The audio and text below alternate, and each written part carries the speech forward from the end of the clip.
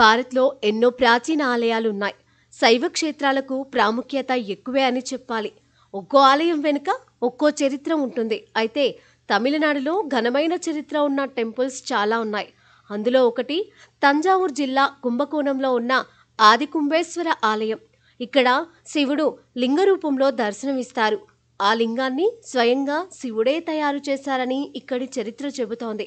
అలాగే అమ్మవారు ఇక్కడ మంగళాంబిక దేవిగా దర్శనమిస్తారు. ఆదికుంభేశ్వర ఆలయంలో వినాయకుడి, సుబ్రహ్మణ్యేశ్వర ఆలయాలు ఇమిడి ఉన్నాయి. కుంభేశ్వర స్వామి ఆలయం పేరు కారణంగానే ఈ ప్రాంతానికి కుంభకోణం అని వచ్చిందని చెబుతూ ఉంటారు. ఇంతటి ఘన చరిత్ర ఉన్న ఆది కుంభేశ్వరుడిని దర్శించుకునేందుకు నిత్యం భక్తులు వస్తూ ఉంటారు. ఇక్కడ శివుడిని దర్శనం చేసుకుంటే కష్టాలు తీరుతాయని నమ్ముతూ ఉంటారు.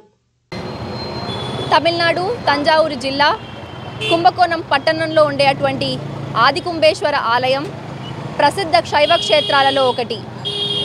ఇక్కడ శివుడు లింగ రూపంలో దర్శనమిస్తాడు.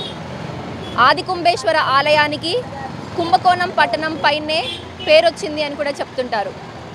ఇక అమ్మవారిని మంగళాంబిగై అమ్మవారిగా ఇక్కడ పూజలు అందుకుంటుంటారు. ఈ ఆలయంలోనే వినాయకుడి ఆలయం, సుబ్రహ్మణ్యేశ్వర ఆలయం కూడా మనకు కనిపిస్తుంది. ఈ ఆలయం ఎంతో సుందరంగా, ఎంతో విశాలంగా కూడా మనకి కనిపిస్తుంది. ఈ ఆలయానికి ఉండేటువంటి 4 గోపురాల పైన ఉండేటువంటి శిల్పాలు చోళుల యొక్క శిల్పకళ వైభవాన్ని చాలా కొట్టొచ్చినట్టుగా మనకి తెలుస్తోంది. ఇక తూర్పున ఉండేటువంటి గోపురం దాదాపు 11 అంతస్తుల ఎత్తుతో 128 అడుగుల ఎత్తుతో చాలా అందంగా కనిపిస్తుంది. ఆలయం ఎంటర్ అయిన వెంటనే మంగళం అనేటువంటి గజరాజు మనకి స్వాగతం పలుకుతాడు. ఉత్సవాల సమయాలలో ఆ గజరాజును ఉపయోగిస్తుంటారని కూడా తెలుస్తోంది.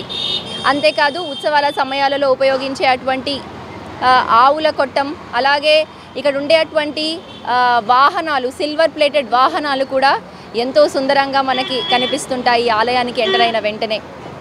ఈ ఆలయం 9వ శతాబ్దంలో చోళరాజులచే నిర్మించబడింది. ఆ తర్వాత విజయనగర రాజులు, నాయక రాజులు ఈ ఆలయాన్ని విస్తరించారు. 30,181 చదరపు అడుగుల విస్తరణలో ఉండేటువంటి ఈ ఆలయం ఎంతో విశాలంగా కనిపిస్తుంది. ఈ ఆలయంలో ఉండేటువంటి మండపాలైతే ప్రత్యేకంగా కనిపిస్తాయి. 16 మండపాలు ఉండేటువంటి ఒక ప్రదేశంలో ఒక మండపం పైన స్పెషల్గా 27 నక్షత్రాలు, అలాగే 12 రాశులు చెక్కబడి ఉంటాయి. ఇవి చూసేందుకు ప్రజలందరూ కూడా ఇతర రాష్ట్రాల నుండి, ప్లేసెస్ నుండి వస్తుంటారు. ఇక ఈ ఆలయంలో కనిపించేటువంటి తీర్థాలు కూడా ఎంతో ఫేమస్ అని చెప్పొచ్చు. ఈ ఆలయంలో ఉండేటువంటి తీర్థాలు కూడా ప్రత్యేకంగా అందరూ చెప్పుకుంటుంటారు. మహామహ తీర్థం, పోట్రిమరై తీర్థం, కాశ్యప తీర్థం, అలాగే కార్తికేయ తీర్థం, ఇలా అనేక తీర్థాలు కూడా ఈ ఆలయంలో కనిపిస్తుంటాయి.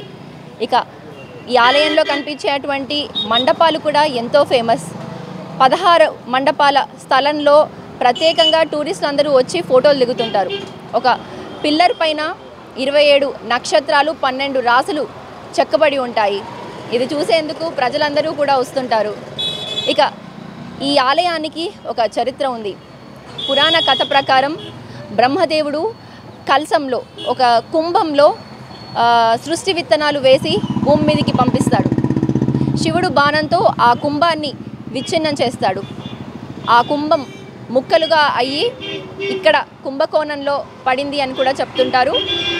ఆ పడినటువంటి ముక్కలు ఆదికుంభేశ్వర ఆలయం, అలాగే కాశీ విశ్వేశ్వనాథ ఆలయంగా కూడా ఏర్పడతాయి అని మనకు చరిత్ర చెప్తున్నటువంటి స్టోరీ. ఇక ఇక్కడ కనిపిస్తున్నటువంటి, ఇక్కడ ఉన్నటువంటి శివలింగం ఏదైతే ఉందో అది స్వయంగా శివుడు మట్టితో, అమృతంతో శివుడే శివలింగాన్ని తయారు చేశారు అని కూడా ఇక్కడ చెప్తున్నటువంటి ప్రసిద్ధ స్టోరీ. మొత్తానికి ఎన్నో మండపాలు, గోపురాలు, అలాగే ఆవుల కొట్టం, అలాగే ఏనుగు, సిల్వర్ వాహనాలు ఉండేటువంటి ఈ అందమైన విశాలమైన ఆదికుంభేశ్వర ఆలయం చూడడానికి, ఇక్కడ ఫాలో అయ్యేటువంటి ట్రెడిషన్స్ చూడడానికి ఎక్కడెక్కడి నుంచో జనాలు వస్తుంటారు. అది మాత్రమే కాదు, ఉదయం నుండి కూడా 6 సార్లు ఇక్కడ పూజలు జరిపిస్తుంటారు. అభిషేకాలు, నైవేద్యాలు, ప్రత్యేక పూజతో ఎప్పుడు కూడా ఈ ఆది కుంభేశ్వర ఆలయం జనాలతో కిక్కిరిసిపోయి కనిపిస్తుంది. అంతేకాదు సంవత్సరం పొడవునా జరిగేటువంటి 12 ఉత్సవాలు అయితే ప్రత్యేకంగా చెప్తుంటారు. దేశం నలుమూలల నుండి, రాష్ట్రం నలుమూలల నుండి కూడా ఈ కుంభకోణానికి విచ్చేసిన వారు ఆది కుంభేశ్వర ఆలయాన్ని తప్పకుండా సందర్శిస్తుంటారు.